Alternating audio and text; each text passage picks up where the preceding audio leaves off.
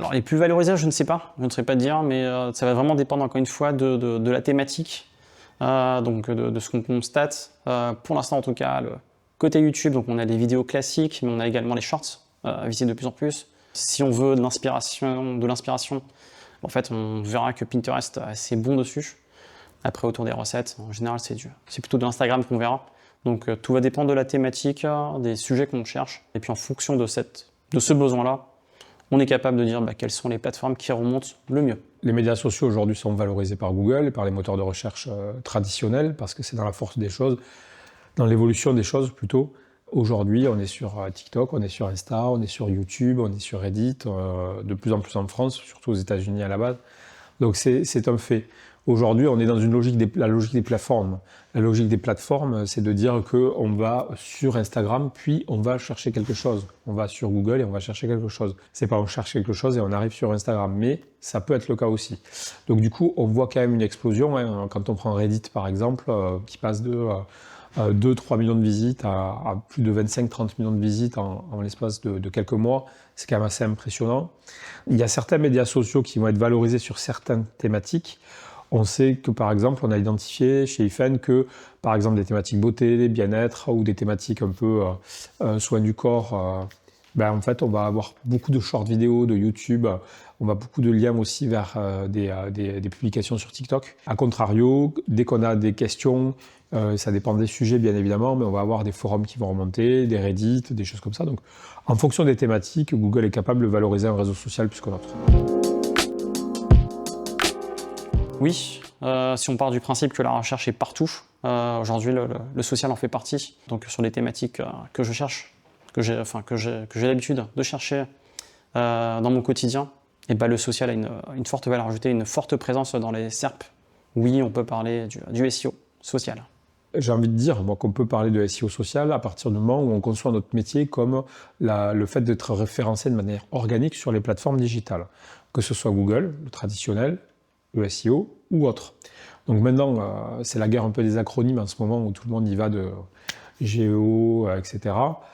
Pourquoi pas? On va s'adapter.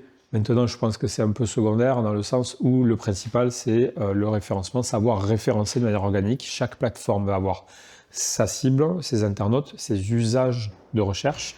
Et nous, notre métier de référenceur, c'est de s'adapter à ces usages-là et ces règles de plateforme digitale et de pouvoir en fait propulser des marques en termes de visibilité. Alors, le SEO social, oui, on pourrait utiliser le terme, même si je pense que c'est un petit peu pompeux, un peu verbeux. Pour moi, le bon mot, ce serait plus une synergie entre le social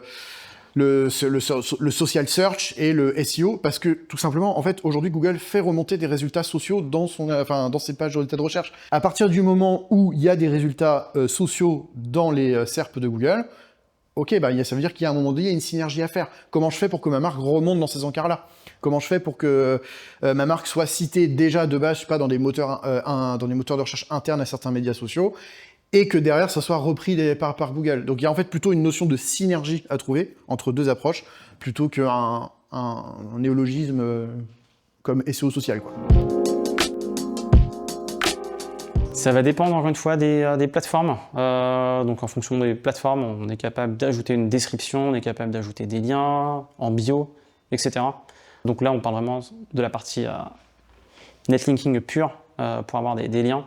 Mais après, il y a toute la partie indirecte qu'on ne voit pas, qu'on n'est pas capable de tracer directement. Mais c'est le fait d'être mentionné, le fait d'avoir des citations dans les contenus, dans les descriptions, donc qui ne sont pas forcément sous format de lien. Mais en tout cas, ces contenus sont vus par les LLM, par l'IA, et du coup, ça reste un signal positif et donc capable, par ces outils, en tout cas, de faire ce lien et se dire, même si le lien n'est pas écrit en dur, les outils sont capables de tracer ce lien. Pour moi, c'est absolument indispensable. Effectivement, quand on regarde les résultats de recherche aujourd'hui, pour la plupart des requêtes, on a généralement des shorts YouTube ou des vidéos TikTok qui apparaissent dans les premiers résultats de recherche. Donc avant même les résultats organiques classiques. Donc évidemment, tout dépend de l'intention de recherche de l'internaute, mais il faut vraiment se poser la question au moment de la constitution de sa stratégie. Est-ce que j'ai besoin d'allouer des moyens en termes de création de contenu en fonction des internautes que je veux cibler et de leurs besoins?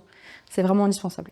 Oui, il va falloir intégrer une stratégie social media dans la stratégie SEO de Global Search. Les gens recherchent de plus en plus sur les réseaux sociaux désormais. Il n'y a plus une manière de rechercher. Il y en a énormément. Il va falloir se calquer sur les habitudes des personnes. Je pense que là, aujourd'hui, c'est nécessaire. Même dans la typologie de contenu qu'on veut proposer.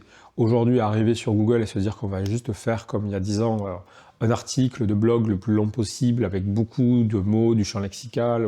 C'est bien et ça peut fonctionner, mais je pense que c'est pas suffisant sur certaines requêtes qui sont concurrentielles et où on veut remonter. Donc je pense qu'il faut s'appuyer sur beaucoup de choses. Il faut s'appuyer sur des leviers d'expertise, mais il faut s'appuyer aussi sur des leviers sociaux. La vidéo, les différents types de formats qui sont plébiscités aujourd'hui sur les réseaux sociaux, il faut pouvoir les utiliser dans le contenu de nos pages. Ça serait idéal si on veut pouvoir toucher tout le monde sur toutes les plateformes, être multicanal comme on dit. Je pense à un exemple précis.